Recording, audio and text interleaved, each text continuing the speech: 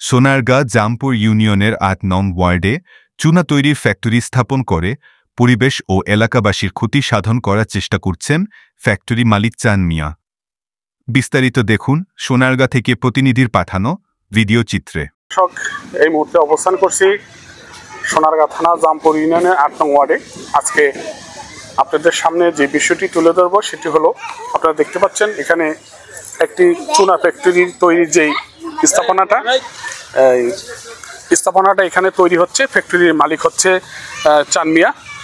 উনি এটা একটি আবাসিক এলাকা, ঘনবসতি। এখানে আপনারা দেখতে পাচ্ছেন চতুর্দিকে গাছগাছালি ভরা আছে এবং এখানে রয়েছে শিক্ষা প্রতিষ্ঠান। আমি তথ্য অনুসন্ধানে দেখতে পাচ্ছি যে এই জামপুর ইউনিয়ন তথা পার্শ্ববর্তী ইউনিয়ন হলো সাদিপুর ইউনিয়ন। সেখানে রয়েছে এই দুটি ইউনিয়নের শেষ প্রান্তে, বর্ডারের শেষ সীমানায় দুই ইউনিয়নের যে স্কুল প্রতিষ্ঠানগুলো রয়েছে সেখানে 10 থেকে 12টি স্কুল প্রতিষ্ঠান রয়েছে।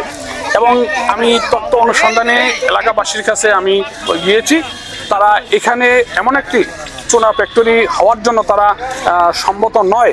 কারণ এই ফ্যাক্টরিটি তৈরির ফলে এখানে পরিবেশের ভারসাম্য সহকারে মানুষের এবং শিশুদের ক্ষতি হবে, তাই এই ফ্যাক্টরিটি এখানে স্থাপন করার জন্য তারা সম্মত হননি। এ ঘটনায় এলাকাবাসী বাধা দিতে গেলে মিথ্যা মামলা ও বিভিন্ন ভয়ভীতি দেখিয়ে হয়রানি করছেন ভয়ঙ্কর চান মিয়া। সাধারণ মানুষ এতে ক্ষোভ প্রকাশ করে বলেন, আমরা এই ফ্যাক্টরি হওয়ার কারণ আমরা খুঁজে পাচ্ছি না, কারণ এটা অনেক সমাজের জন্য, তারপরে সেখানে স্কুল কলেজ ছাত্রছাত্রীর জন্য খুব ক্ষতিকারক। এটা শিশু বাচ্চাদের শ্বাস নিতে কষ্ট হবে। এখানে কেজি স্কুল আছে, মাদ্রাসা আছে, হাই স্কুল আছে, কলেজ আছে, এখানে সব ছাত্রদের জন্য অসুবিধা। আমাদের গণবসতির জন্য তো আরও অসুবিধা আছে, কারণ এই এলাকা হচ্ছে গণবসতি। এখানে সব ছাত্রছাত্রীরা, তারপরে আমরা যারা বাস করি আবাসিক এলাকা, এখানে তো এরকম চুনা ফ্যাক্টরি আমরা হতে দিতে পারি না। আমরা চাই না এই ফ্যাক্টরিটা হোক, আমাদের অনেক অসুবিধা আছে। প্রয়োজনে আমরা মানববন্ধন করব, আরো রাস্তায় আমরা যে বের হব যদি এরকম আমাদের জন্য ওনারা যদি এরকম পদক্ষেপ না নেয় যে এটা আমাদের ক্ষতিকারক। পরিবেশের কি সমস্যা হতে পারে বলেন তো আপনারা? এখানে ফ্যাক্টরি হলে পরিবেশের সমস্যা, গাছগুলি নষ্ট হইব, আমাদের বাচ্চা কাচ্চা নিয়ে চলাফেরা করতে সমস্যা হইব। আমরা এখানে ঘনবসতি, ফ্যাক্টরি হবে চকের মাঝখানে, এরকম বাড়ির ভিতরে, এটা সামান্য পুরো একটা বাড়ির ভিতরে, চারপাশে বাড়িঘর, বাচ্চা এখানে সাথে পাশেই KG school, kindergarten, primary school, high, এই সমস্ত বাচ্চাগুলির ক্ষতি হবে। যে বাচ্চাগুলো কলেজ আছে, সব কিছু আছে, আমরা বাচ্চা নিয়ে এইভাবে বাচ্চাগুলো ছোট ছোট বাচ্চা নিয়ে আমরা থাকবো, আমরা ঘনবসতি হবে, এলাকার মানুষ বাচ্চা কাচ্চা ক্ষতি হবে, রোগ ভাইরাস ছড়াইবে। তার চাইতে একটা মেল ফ্যাক্টরি দিব, চকের মাঝখানে দিব, এখানে কেন? এটা তো দেওয়ার জায়গা না। কি চান আপনারা? কি চান? আচ্ছা বাবু, কি নাম তোমার? তুমি কোন স্কুলে পড়ো? Kindergarten school. তুমি কি এখানে ফ্যাক্টরি হওয়ার জন্য রাজি? মতামত আছে না মতামত নাই? মতামত নাই মানে এটা ক্ষতি হবে।